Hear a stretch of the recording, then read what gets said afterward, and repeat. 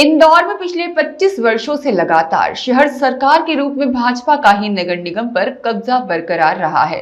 वहीं वर्तमान चुनी हुई परिषद के भी 3 साल 5 अगस्त को पूरे हो रहे हैं। लिहाजा इस अवसर पर भव्य सिल्वर जुबली महोत्सव मनाया जाएगा, क्योंकि शहर को स्वच्छता में नंबर 1 बनाने से लेकर तमाम सौगातें उनके कार्यकाल में मिली है। अभी तक इंदौर निगम में 47 प्रशासक और 23 महापौर रह चुके हैं।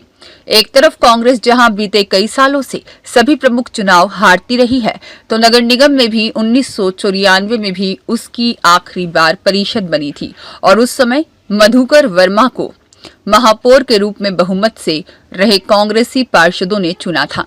इसके बाद 1999 में पहली बार इंदौर की जनता ने सीधे महापौर का चयन किया और कैलाश विजयवर्गीय जनता द्वारा चुने गए पहले महापौर बने। उसके बाद यह सिलसिला लगातार जारी रहा। 2004 में डॉक्टर उमा शशि शर्मा, फिर 2009 में कृष्ण मुरारी मोघे और 2014 में मालिनी गौड़ महापौर रही और 2017 में पहली बार इंदौर नगर निगम स्वच्छता में देश भर में नंबर 1 आया और यह सिलसिला अनवरत बीते कई वर्षों से जारी है। कुछ समय कोरोना काल के चलते निगम चुनाव नहीं हो पाए और शासन को प्रशासक की नियुक्ति करना पड़ी। 2022 में हुए चुनाव में पुष्यमित्र भार्गव भारी मतों से महापौर के रूप में चुने गए और जिनके 3 साल अभी 5 अगस्त को पूरे हो रहे हैं। हालांकि अभी 2 साल का कार्यकाल और वर्तमान परिषद का बचा है, मगर बीते 25 सालों से नगर निगम पर भाजपा परिषद का ही कब्जा रहा है और शहर के साथ साथ प्रदेश और देश पर भी भाजपा राज कर रही है, जिसके चलते सिल्वर जुबली महोत्सव आयोजित किया जा रहा है। मध्य प्रदेश शासन के कैबिनेट मंत्री कैलाश विजयवर्गीय ने पुराने दिनों को याद करते हुए कहा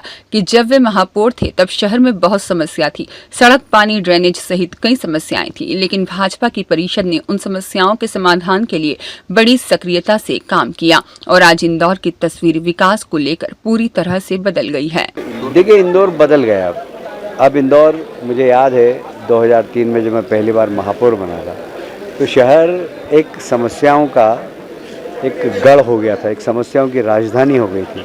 न पानी की समस्या, न पानी था, न सड़क था, न ड्रेनेज थे। मुझे याद है मधु भैया, उस समय तो MIC के मेंबर को गाड़ी भी नहीं मिलती थी। महापौर के पास भी एक खटारा गाड़ी थी। अब तो संपन्नता आ गई तो MIC सदस्य के पास भी गाड़ियां हैं। मधु भैया उस समय अपनी स्वयं का पेट्रोल लगा के, उनके पास एक हीरो होंडा गाड़ी होती थी।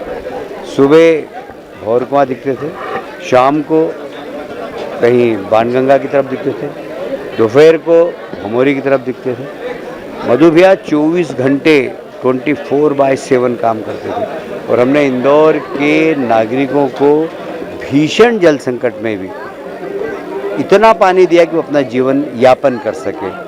ये उस समय की विषय। और उसके बाद से फिर हमने उस समस्या के निराकरण के लिए स्थायी हल सोचा। तो 300 करोड़ की उस जमाने में नर्मदा की पाइपलाइन लाए, फिर 650 करोड़ की लाए, अब 2200 करोड़ की ला रहे हैं हम, जो कि 2040 तक इंदौर में जल समस्या नहीं हो, उसका हम ध्यान रख के काम करें। तो एक शार्ट समस्या होती है, एक मिडिल क्लास की होती है और एक लॉन्ग टर्म पे आपको क्या करना है। हम तीनों प्लान बनाकर शहर का विकास। रिपोर्ट सत्याग्रह न्यूज़, मध्य प्रदेश।